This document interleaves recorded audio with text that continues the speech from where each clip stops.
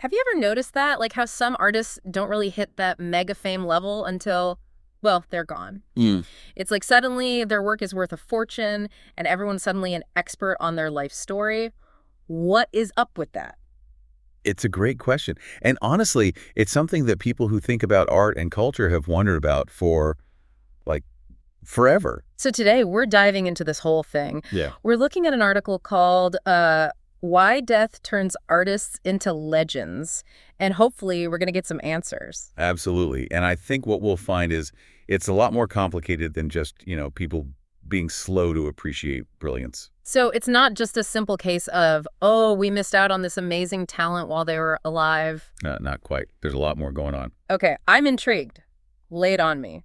What are some of these explanations? Well, this article digs into all sorts of things: psychology, how culture changes over time, and even how the art market, the business of art, plays a role. Oh, interesting. So, like, how much is a painting worth? That kind of thing. Exactly. But to kick things off, the article starts with this idea of time being like a perspective shifter. Okay, now that sounds kind of deep. What do they mean by that? Like, how does time change how we see art? Well, think about those artists who were considered really radical, Hmm. pushing the boundaries. But maybe society just wasn't ready for them. Like, way ahead of their time, and everyone else just couldn't keep up. Totally. Like, they're out there being revolutionaries and everyone else is like, whoa, slow down. A prime example is Vincent van Gogh, right? Oh, yeah, good example.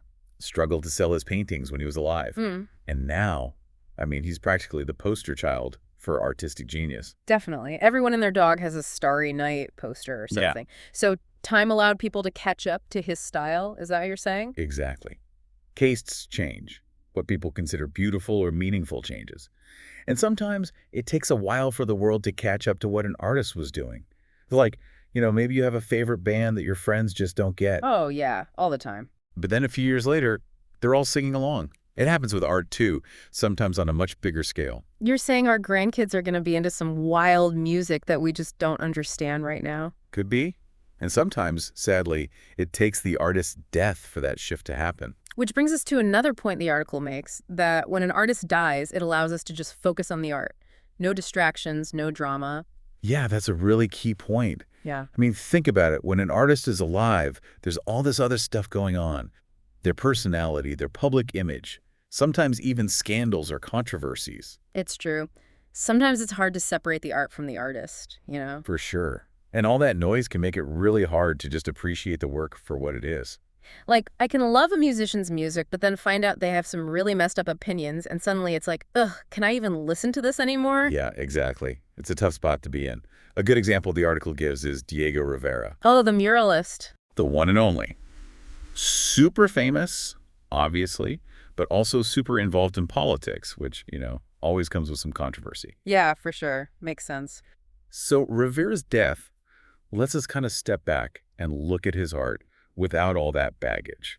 We can appreciate it in a historical context without getting sidetracked by the drama of his personal life. So death, in a way, kind of forces that separation between the art and the artist, which can be a good thing sometimes. It can be, although it can also lead to this other phenomenon, which the article calls myth-making. Okay, now we're getting to the good stuff. Tell me more about this myth-making. Well, when someone dies, especially if they had a really dramatic life, it's almost like their life turns into this big story. The struggles, the triumphs, heartbreaks, all of it. Right, like it becomes a legend. Exactly. And those stories, they kind of get attached to the art and it all starts to mean something different. Like a tragic backstory makes the art seem even more powerful. Exactly. Think about Sylvia Plath. Her poetry's already pretty intense, right? Oh yeah, heavy stuff. But then knowing about her struggles with mental illness and her suicide, it adds this whole other level of meaning. Right, right. Makes you see it in a different way. What about someone like Basquiat? I feel like he's a good example of this whole thing. Oh, totally. His life was like something out of a movie. Super young, becomes this huge star, and then boom, gone at 27. It's hard to even think about his art without thinking about that whole story. Yeah, it's like the art and the story are inseparable. So we're drawn to those stories. They make us see the art differently. Absolutely. And then there's this other aspect to consider, a more practical one. Death creates scarcity. Oh, right. Like supply and demand. Right. Exactly. The artist isn't making any more art. So what they left behind it automatically becomes more valuable. Just like those limited edition sneakers that everyone goes crazy for. Limited supply, high demand. Exactly. And the art world is no different, which is why, for example, a Frida Kahlo painting can sell for millions. Frida Kahlo, yeah, she's like an icon now. So it's more than just her art being amazing, it's that there's only a certain amount of it out there. Exactly. But there's another piece to the puzzle with Kahlo. Her estate, the people managing her work after her death, they've done an incredible job of cultivating her image, her story. Exhibitions, books, you name it. They've really turned her into this cultural icon. Wow, so it's not just about the art itself, it's about how it's presented and marketed after the artist is gone. You got it. It becomes a whole industry, a whole way of building a legacy. And sometimes that legacy ends up even bigger than what the artist achieved during their lifetime. Kind of ironic, right? It is. Fascinating stuff. Now, the article also talks about another reason artists might become more famous after they die, and it has to do with society changing, with people finally being ready to appreciate certain artists. Yeah, it's like sometimes history needs to catch up with the art. So we're talking about artists whose work was always amazing, always brilliant, but for whatever reason, the world just wasn't ready to see it. Yeah, it's like the art was ahead of its time, you know? And then something shifts, like people's values change, or maybe there's some big cultural movement, and suddenly these artists are being celebrated. Exactly. A perfect example of this is the way women artists have been rediscovered in recent years. Oh, yeah, that's a great point. For centuries, women artists were just overlooked or pushed to the sidelines, even if their work was incredible. It was a totally different world back then. But now, thankfully, we're starting to see things differently. We're recognizing the talent and the contributions of these women artists who were just ignored for so long. It's like history is finally catching up. Yeah, it's about time, right? So who are some of these women artists who are finally getting the recognition they deserve? Well, one that comes to mind is Artemisia Gentileschi. She was a painter in the Baroque period, which was like all about drama and intense emotions, lots of movement. Oh, yeah, like those paintings with the dramatic lighting and the flowing fabrics. Yeah. Exactly. And Gentileschi was a master of this style. Her paintings are just breathtaking. They're technically brilliant, super detailed, but they also have this incredible emotional depth. But during her lifetime, she was often overshadowed by her male contemporaries, the old boys club and all that. It's crazy to think that someone with that much talent could be overlooked for so long, but it makes you wonder, like, what other amazing art are we missing out on right now? What's considered out there or too radical today that might be mainstream in 50 years? That's a great question. I mean, art is always pushing boundaries, challenging the status quo, and sometimes it takes a while for the rest of the world to catch up. I think that's part of what makes art so exciting, so unpredictable. Totally agree. It's all about perspective, isn't it? What one generation sees as shocking or even offensive might be the next generation's masterpiece. Absolutely. And sometimes those shifts in perspective are driven by bigger social or political movements. Think about it. Art has this amazing power to reflect the times in which it's created. And when the world is going through some major changes, well, that's when art can become really powerful, really relevant. Like it can give voice to what people are feeling, to what they're fighting for. Yeah, oh, right. I get it. Like certain books or movies suddenly feel super relevant because they speak to what's happening in the world right now. Even if they were made decades ago, they tap into something that feels timely, urgent. Exactly. A great example of this is the writer James Baldwin. His work explored themes of race, identity, social justice issues that were hugely important during the civil rights movement. And his words are just as powerful, just as necessary today, right? Absolutely. His writing is timeless because the struggles he was writing about, sadly, are still happening. So in the context of the civil rights movement, his work was seen as radical, maybe even dangerous by some.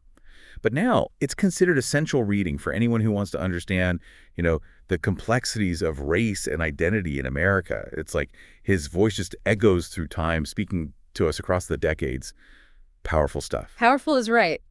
Okay, but let's circle back to the art market for a sec. We talked about how death creates scarcity and how that can drive up the value of an artist's work. But I'm curious, like, what does that actually look like on a practical level? Well, as we discussed, when an artist dies, their output stops, right? No more new paintings, sculptures, whatever. So those existing pieces become even more valuable, more sought after. Right, basic economics, supply and demand.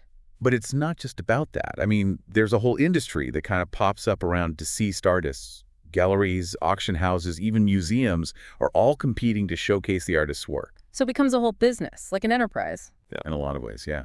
And how an artist's estate is managed after their death can really impact, like, how famous they become and how much their art is worth. It's like the decisions that are made about how to present the artist, how to market their work, it all matters. I bet that can get pretty tricky. Like, who decides how to manage the artist's legacy? What if their family members don't agree on how their work should be handled? All the time. It can get really complicated, really messy. And yeah, sometimes it leads to disagreements, even legal battles. Here. Sadly, you also see cases where an artist's work is basically exploited for profit. But there are also examples where the estate is managed really well, really thoughtfully, and it really helps to elevate the artist's work. It's like they understand that they're not just selling paintings, they're building a legacy. Okay, I'm intrigued. Give me an example of that, like a good one. Frida Kahlo is a great example. Her work has become super sought after since her death, and part of that is just the brilliance of her art, her unique style. But her estate has also done an amazing job of managing her legacy. They've really curated her image in a way that's both respectful and also really smart from a business perspective. So they were intentional about how they presented her art to the world, how they told her story. Totally.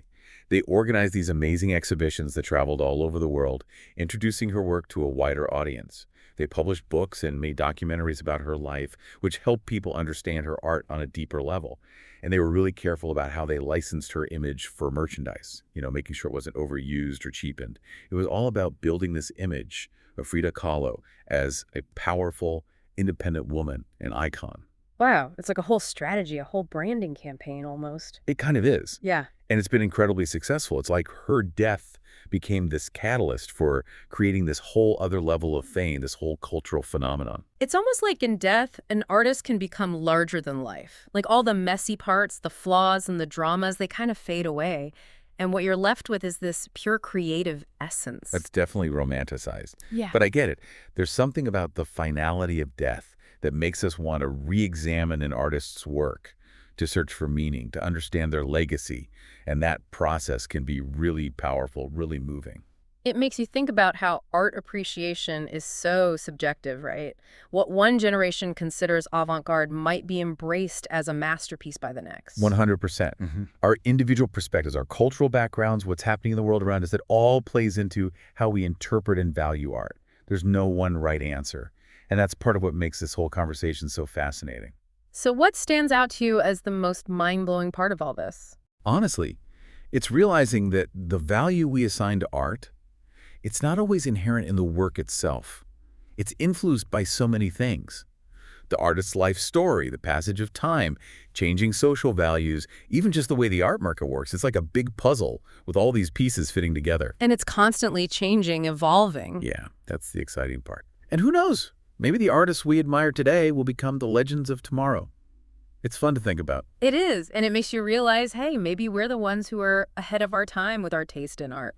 Maybe so. I mean, think about it. 50 years from now, people might be looking back at the artists we're into right now and be like, wow, those people were onto something. They'll be analyzing their work, trying to figure out what it all means. That would be pretty cool. Though hopefully we'll be around to enjoy that moment. But hey, speaking of discovering new art and artists, I have a question for our listeners out there. What art are you passionate about that maybe other people don't quite get yet? What's flying under the radar that you think deserves more attention? Think about it, because you never know, you might be championing the next big thing. That's a great point. And that's what makes being an art enthusiast so rewarding.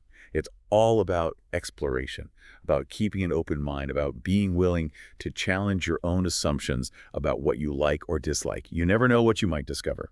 Beautifully said. We'll be right back after a quick break to wrap up our deep dive into the mysterious world of posthumous fame. All right, we're back and ready to wrap up our exploration of why some artists seem to become legends only after they're gone. It's been quite a journey, hasn't it? We've gone from art history to the art market to psychology and social change. Lots to unpack. It's definitely not a simple answer, that's for sure. Not at all. But I think we've touched on some really key ideas. Like what? Remind me of some of the big takeaways here. Well, we talk about how time can shift perspectives, how death creates a sense of scarcity, how artists' life stories become almost like myths, and how society's values are always changing. And of course, we can't forget about the role of the art market, the whole machinery of promoting and selling art, which gets even more intense after an artist is gone. Yeah, that's a big part of it. But for me, What really stands out is the role of the viewer, the listener, the reader, the person experiencing the art.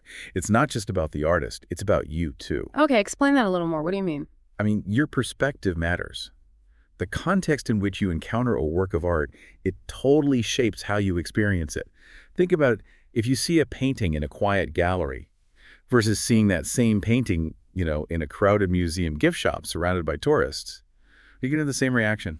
Probably not. It's like the atmosphere, the whole vibe of the place. It changes how you see things. Right. And it's not just the physical space. It's also your own personal baggage, Mm-hmm. your mood, your knowledge of the artist, even just what's happening in the world around you at that moment. It's true. Like if I'm feeling stressed out, I'm probably not going to appreciate a super complex piece of music the same way I would if I was like totally relaxed and in the mood for it. Exactly. And then knowing about the artist's life, their struggles, their influences, all that stuff, it adds another layer to the experience. It's like you're seeing the art through a different lens, which brings us back to that idea that death doesn't create genius, but it can definitely change how we perceive it. Yeah, knowing that an artist is gone, that they're not creating anymore, it adds this weight, this preciousness to their work. Each piece becomes like a time capsule, a final statement. And there's no chance for them to, mess up their legacy with a bad album or a controversial painting. It's frozen in time. Exactly. Hmm. And that's not to say that living artists aren't amazing and worth our attention. It's just that sometimes the passage of time, looking back through the lens of history, it can add a whole other dimension to how we understand and appreciate an artist's work. That's a great point. It makes you think about how art is always evolving, always being reinterpreted. What was once radical might become mainstream, and what was once ignored might become celebrated. Exactly. And that's why it's so important to keep exploring, to keep challenging our own assumptions about what good art is, to be open to new experiences. Who knows? Maybe the art we love today will be the classics of tomorrow. Or maybe we'll discover something totally unexpected that blows our minds. I love that idea. It's all about being curious, being open to new possibilities. And hey, speaking of discovering new art, maybe our listeners have some thoughts on this. I'm curious, what art are you passionate about that maybe others don't quite get yet? Is there something flying under the radar that you think deserves more attention? Let us know, because you never know. You might be championing the next big thing. That's what's so great about art. It's this constant conversation, this back and forth between the artist and the audience, between the past and the present. It's always changing, always evolving, always open to interpretation. That's a beautiful way to put it. And on that note, I think it's time for us to wrap things up. Well, it's been a pleasure diving deep into this topic with you. Always fascinating to explore these big questions about art and how we experience it. Absolutely. And to all our listeners out there, thanks for joining us. Keep those aha moments coming.